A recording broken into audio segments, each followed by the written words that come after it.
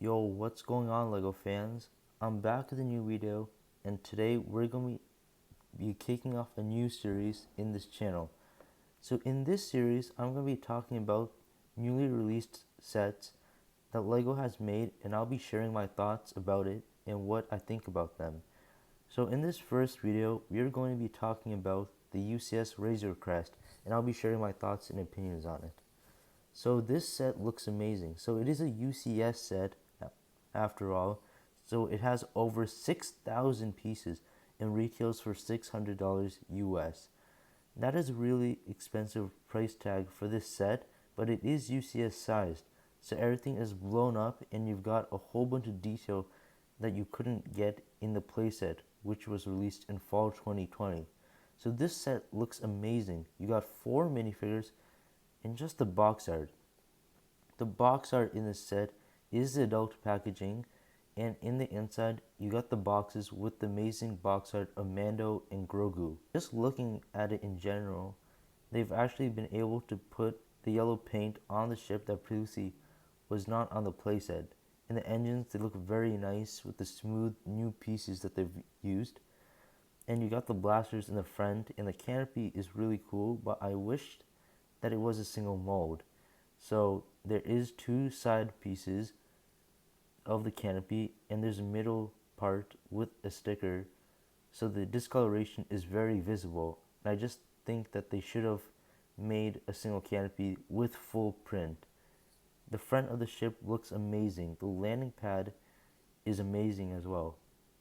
So there's a whole bunch of detail in the landing pads, and on the top you've got a escape pod, which is very similar to the playset version. And just looking at it from the front view, they were able to capture those angles so smoothly. This set looks amazing. Unfortunately, the landing gear does not retract like the playset, but I wish it could, because then it would be more real and more true to the show.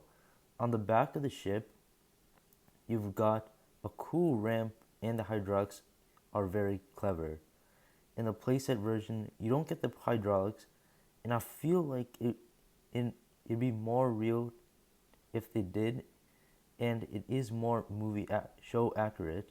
Also, in the back of each engine, you've got the thruster nozzles on the back, which is realistic to the model in the show.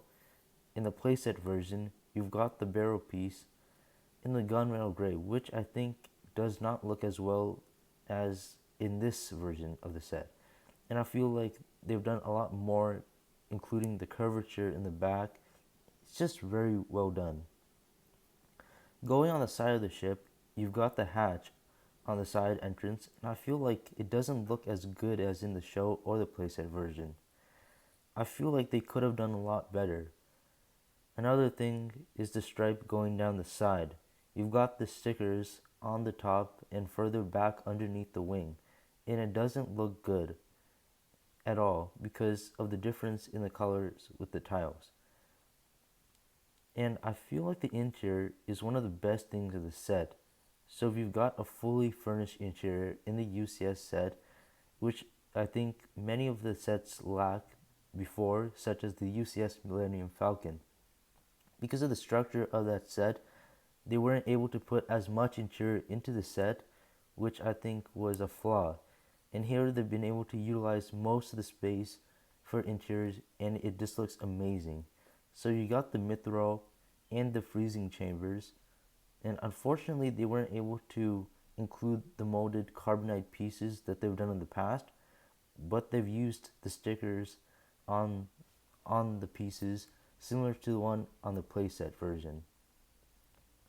Coming up to the cockpit, this is probably by far the most detailed cockpit that they've done in a UCS set. So there is a lot going on here. You've got 3 seats, which is show accurate, with the door, and you've got the pram behind that, and below that you've got the ladder that goes to the lower deck. So looking at the minifigures, we've got Quill and the Blurg. So this is the first time they've done a Blurg, and it looks really well done with the shaping. I just wish that the teeth were done differently. It just looks really weird but the molding for Quill is really well done. And looking at some of the other minifigures, you've got Mando with leg, torso, and arm printing. And they've actually included the Dinjarin face with this set, which you can only get from the N1 Starfighter set. They've also done some new printing for Mando's helmet, which just looks great. Grogu is the same from all the other Mandalorian sets, and they've actually included a pram, which looks pretty good. And we've got the Mithril, which is a really cool. But I wish they could have done this minifigure a lot better. They could have made a molded face like how they did for Quill, and because of this, it doesn't look as well as it could have. Of course, we've got the specifications plaque that you get in all the UCS sets. Unfortunately, it is a sticker, which they easily could have made it a print.